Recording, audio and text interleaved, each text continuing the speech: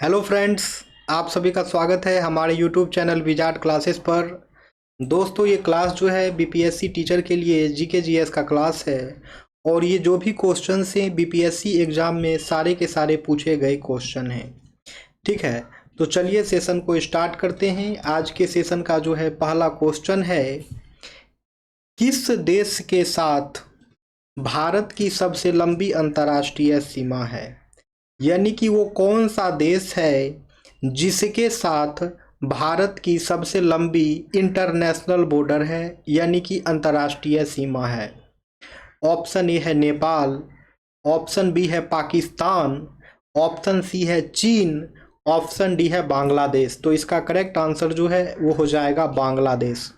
इसका correct answer जो है वो हो जाएगा बांग्लादेश। यानी कि भारत की सबसे लंबी अंतर्राष्ट्रीय सीमा जो है बांग्लादेश के साथ है।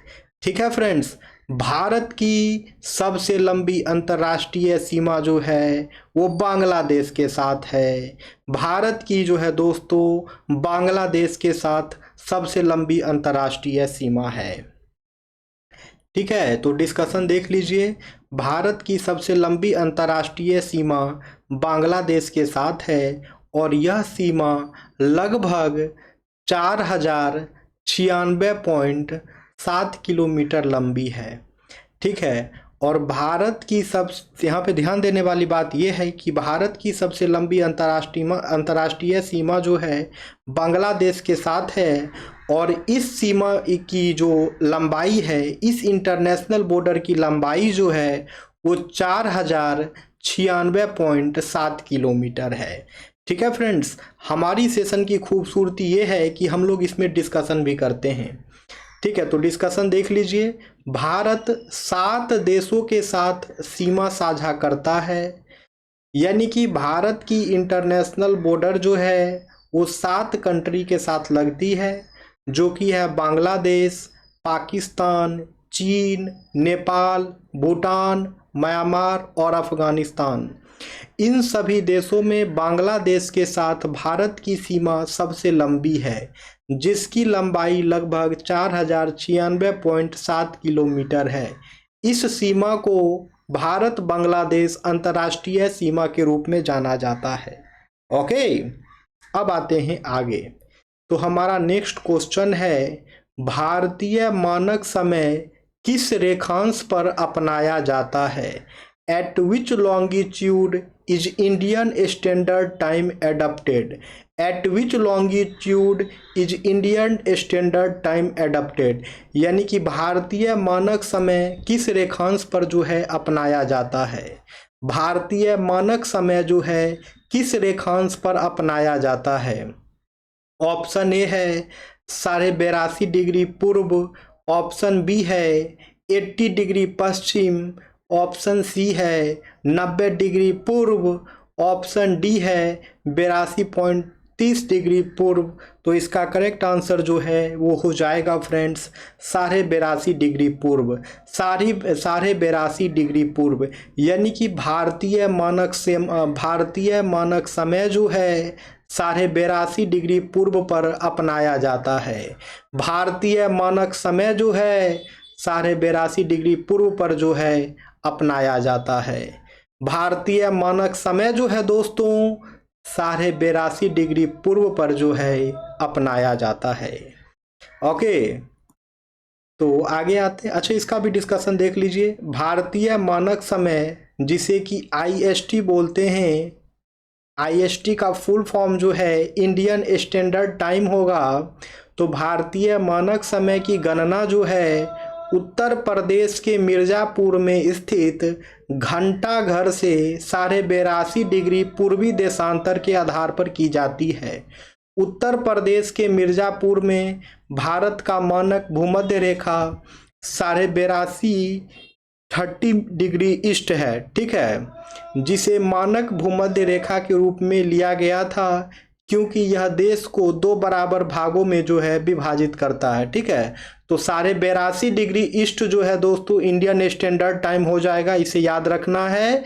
और इसकी गणना जो है उत्तर प्रदेश के मिर्ज़ापुर में स्थित घंटा घर से होती है।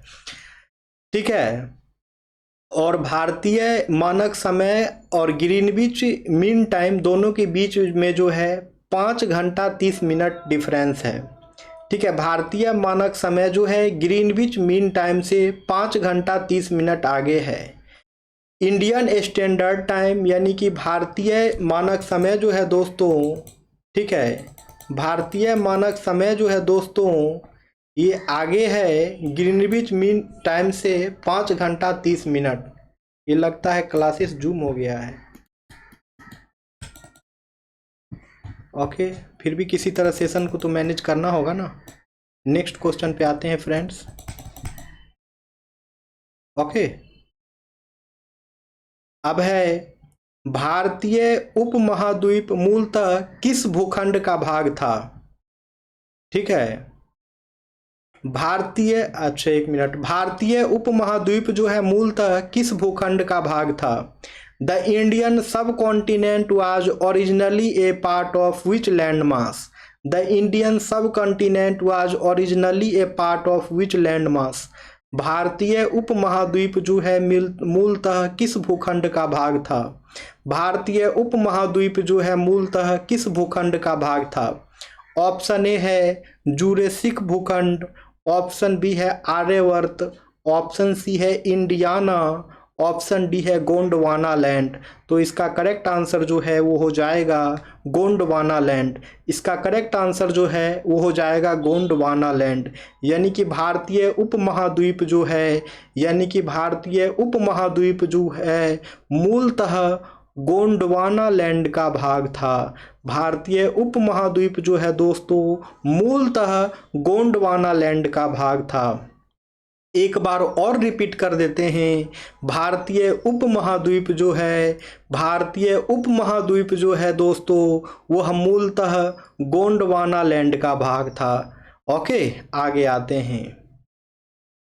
तो गोंडवाना लैंड क्या है। तो गोंडवाना लैंड एक प्राचीन महाद्वीप था जो आज के अफ्रीका, दक्षिण अमेरिका, ऑस्ट्रेलिया, अंटार्कटिका और भारतीय उपमहाद्वीप जैसे क्षेत्रों को शामिल करता था।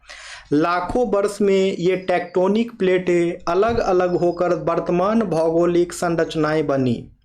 ठीक है, गोंडवाना लैंड जो है एक प्राचीन महाद्वीप था जो आज के अफ्रीका, दक्षिण अमेरिका, ऑस्ट्रेलिया, अंटार्कटिका और भारतीय उपमहाद्वीप जैसे क्षेत्रों को शामिल करता था। लाखों वर्षों में ये टेक्टोनिक प्लेटें अलग अलग होकर वर्तमान भौगोलिक संरचनाएं बनी। अब है दक्षिणी प्रायद्वीपीय उच्च भूमि किसका भाग है। The south peninsular highlands are a part of. The southern peninsular highlands are a part of. दक्षिणी प्रायद्वीपीय उच्च भूमि किसका भाग है। दक्षिणी प्रायद्वीपीय उच्च भूमि किसका भाग है। ऑप्शन ए है गोंडवाना लैंड, ऑप्शन बी है लॉरेंसिया लैंड, ऑप्शन सी है अंटार्कटिका महाद्वीप, ऑप्शन डी है उपरोक्त में से एक से अधिक, ऑप्शन ई है उपरोक्त में से कोई नहीं। ठीक है, तो इसका करेक्ट आंसर जो है वो हो जाएगा गोंडवाना लैंड। इसका करेक्ट आंसर जो है वो हो जाएगा गोंडवाना लैंड। यानी कि दक्षिणी प्रायद्वीपीय उच्च भूमि जो है गोंडवाना लैंड का भाग है। यानी कि दक्षिणी प्रायद्वीपीय उच्च भूमि जो है गोंडवाना लैंड का भाग है। आगे आते हैं फ्रेंड्स। ठीक है, तो आगे आते हैं। पृथ्वी से सूर्य की दूरी जो है कितनी है। What is the distance of the sun from the earth. पृथ्वी से जो है सूर्य की दूरी कितनी है वो पूछ रहा है। पृथ्वी से जो है सूर्य की दूरी कितनी है वो पूछ रहा है।